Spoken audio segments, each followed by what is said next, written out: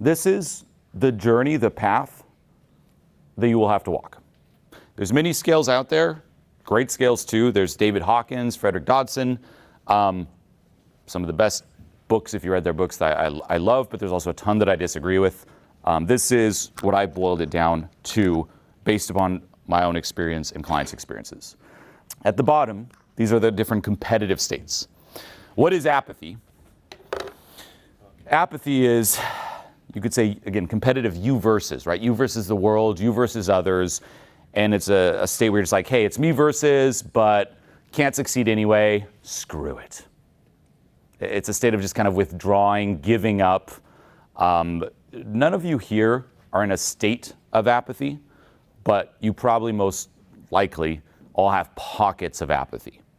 So for example, in life you might still be very hopeful, but you might have given up on getting in shape. You might have given up on a certain goal. You might have given up on achieving a certain amount of financial success, so on and so forth. Okay, that's really the lowest state, even in terms of feeling. It's just like kind of withdrawing from feeling completely, right? Like most people experience the swing where it's like happy, sad, happy, sad. And even back to Buddhism, right? What causes suffering? It's not happy or sad, it's your attachment and resistance. So you're swung back and forth, and then apathy is like, you know what? Screw this. I'm just not going to try to feel happy. I don't care. I just don't want to feel, because at least I won't feel sad. So some audits for apathy in terms of feeling is, when's the last time have you cried? Right? Some people are like, I haven't cried in years. A client comes to mind where it was really tragic. He was scheduled to do it was a one-on-one call. And he's like, oh yeah, I'll be on there. And we set it all up. And the call happens and he didn't show. And I emailed him like, hey, what's going on? Here's the new call. Let's do this. And his response was, hey, sorry I didn't make the call. My mother passed away. And of course I yelled at him, that's not a fucking excuse. What are you talking about? I'm joking. No, it's terrible. I was like, oh, sorry to hear. Of course, take your time, process it. We'll do the call whenever you're ready. And he's like, this was his response. It's okay. We can do it tomorrow if you like. Well, it's okay if you want to. So we jump on the call the next day. I'm like, do you want to talk about it, et cetera? And he's like, well, life's just life. That was his response. So his mom just passed away. Hey, life's just life. You're born and you die. I was like, did you cry at all? Nah. You come and you go. And you could just see he was living up here. No feeling. And diving deeper, he's like, yeah. I'm like, well, when's the last time you cried? He's like, well, I kind of maybe shed a tear a few years ago when my dad died. So he lost both his parents, and he's just in this state of just thinking, not feeling. And you can also catch this. So fortunately, we got him out of this. But you can also think, if you're in that state, that the meaning that you attribute to life, because you can't really feel, there's not that depth of experience, the only meaning is, am I accomplishing my goals? Am I winning, yes or no? That's it. That's the only thing that makes, for you to make sense of this thing called life. It's like, well, am I winning? I said I would do this. Am I better than that person? Have I accomplished the check marks? And it becomes this experience of check marks versus enjoying the different process. Okay. Results are very important. Definitely be results oriented. But if you're like overly, it's all about the results. It doesn't matter what I feel, it's just the results. It's a sign of that. Okay. And in terms of the emotional side of apathy. And it usually comes after a lot of hope and despair. Hope and despair, screw it. Moving up, grief. That's the land of victimhood. And what you'll notice is with each of these levels, as you move up, you get access to more energy and more power. Key. So say you're in apathy, what's the point? Telling someone in apathy they're a victim is actually very empowering advice. Because what does it say? It ignites a little bit of hope. No? It's like, hey, you know what? It's not that you can't succeed. You could, but it's because of X, Y, Z. It's because of the government. It's because of this. It's because of your younger self. It's because of what you did in the past, so on and so forth. You can all audit here. It's like, where are those kind of victim stories that run me? But this actually ignites some hope. So you move up. Then, once you're in this land of victimhood, a great piece of advice is, hey, take responsibility. Stop feeling sorry for yourself. Do something about it. Oh, but that's scary to take responsibility. Move up to fear. Or hey, get mad at yourself. Haven't you had it? This is grief, fear, anger, the majority of self-help. And sadly, a lot of the, you could say self-help, the peak that people reach in self-help is they hit anger and they stay there. Right? And you can see, right? Like what do you resonate with? Like, notice all of you here. Do you resonate with this? Like, haven't you just had it? Are you just sick of just tolerating less, having low standards? Are you going to step it up and do something fucking about this shit? You feel that? You're just like, yeah, like, rile me up, Julien. Yeah. Yeah. Enough. Say it with me. Enough. Yeah, anger. So, David Goggins, no days off. Like, that's a lot of self-help. That's like the peak. So that's anger. Now, guess what? Anger, you have way more energy and power than fear. But in fear, gotta protect myself. You have way more energy and power than grief, like a little victim.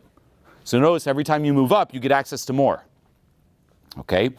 Now, what you have to understand here too, and this is key, is that advice changes for where you're at. This is why this whole scale takes care of those contradictions. You could hear advice like, step it up. But then you also hear, hey, what about loving yourself and not taking action out of self-hate? You're like, well, which one is it? Depends where you're at. Right? Hey, be a victim. Great advice for an apathy. Tell that someone in fear, be a victim. No, that's moving down. Get it? So for every piece of advice, what I do is that every piece of advice is great and has its spot if you know where it goes and when to use it. So filter everything through that. When you see a speech like this, you're going to see bits of advice that go to fear, bits of advice in anger, bits of advice in desire, bits in purpose, bits in love. Compartmentalize it. Now, what does it also mean? That this whole process here isn't this linear, I feel better and better and better and I've made it. No. In order to move up, like I said, you might have to go through fear. You might have to go through anger. And what do people might say? Well, that's not good. Well, it depends if you're moving from the bottom up or down. Someone who's in, say, courage going down to anger, not good. Someone in fear or grief going up to anger, very good. Get it? So again, competitive is me versus. Me versus, what's the point?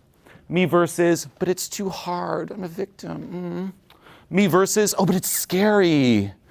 Me versus, fuck it, let's do something about it. Yeah. Okay, competitive. Here, for example, someone in grief, I will tell them, get angry. Once they're in anger, I'll tell them, forgive, let go. Okay? And then you tap into courage. And courage is a first glimpse of actually playing to win. Competitive is always reactive. It's playing not to lose. Courage is a glimpse of inspiration. Right? What is it that I truly want?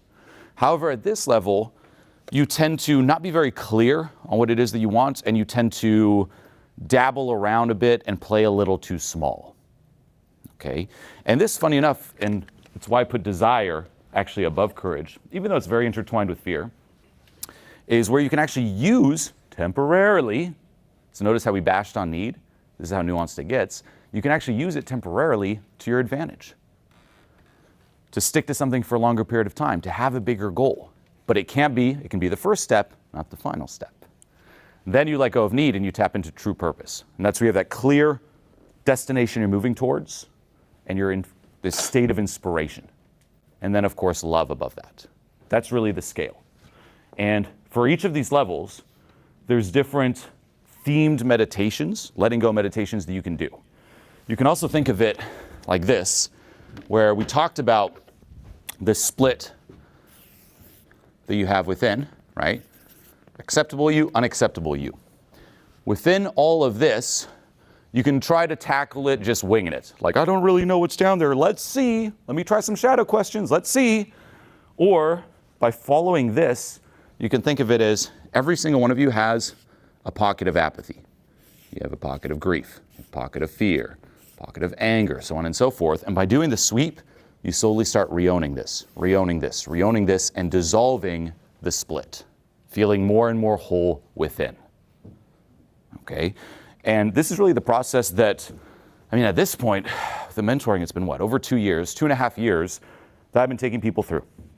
Where every week I will give them, and this is the combination of tools that I would suggest using. For each of these, you want one,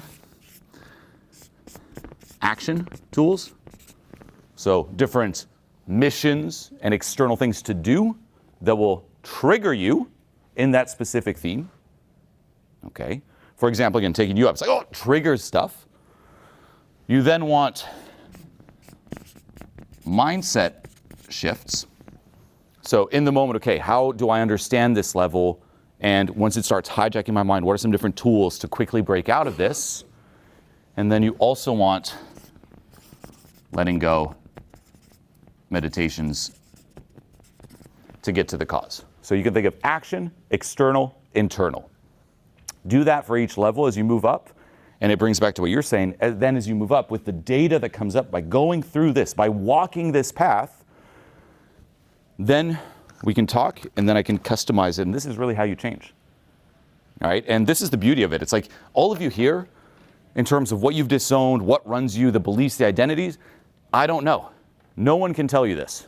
No one can guess it for you. Only you know this.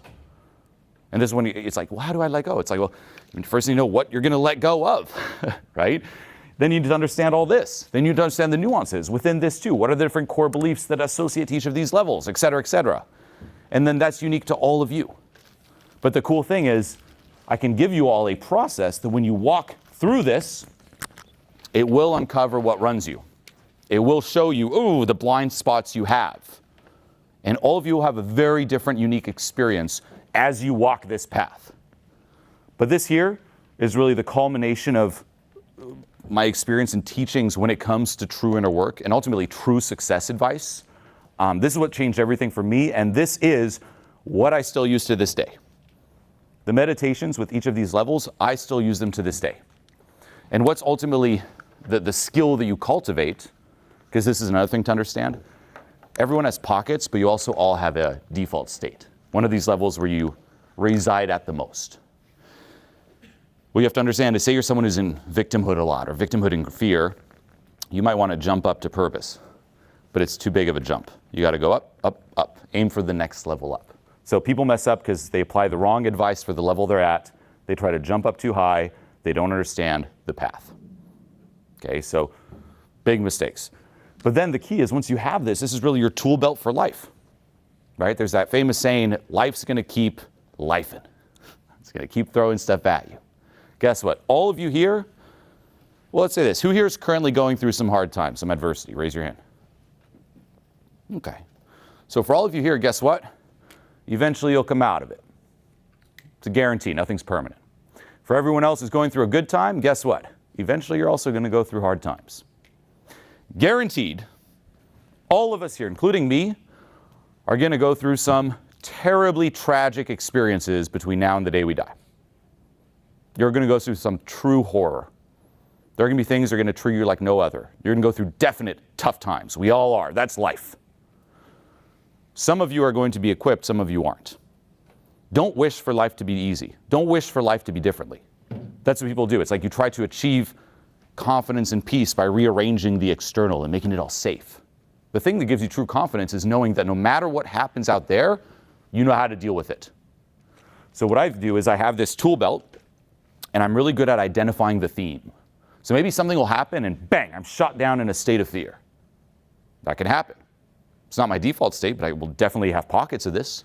Bang, I'm shot down in a state of grief. I still have that. I'm like, oh, poor me, it's so hard, life, why is it so hard, Julien? Like, I'll say that to myself. I'll have that. I'll have bits of anger, bits of desire. But once I recognize the theme, I'm like, I'm in a state of fear. Great.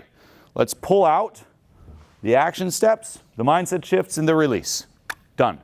Then you keep going through life, bang, something else happens. Whoop, what's the level here? Okay, it's some desire. Let's pull out the tools. And you have this tool belt for life, and this is what gives me, at least, my clients, core confidence. Just knowing you can handle it, knowing you're equipped. And it gives a lot of clarity in terms of this crazy self-help world. Okay? So this is really the process. This is the cool thing. It's like you walk through this. In the mentoring itself, we spend like 1 week at each level, like diving really, really deep, seeing what comes up. And the results have been absolutely fucking phenomenal.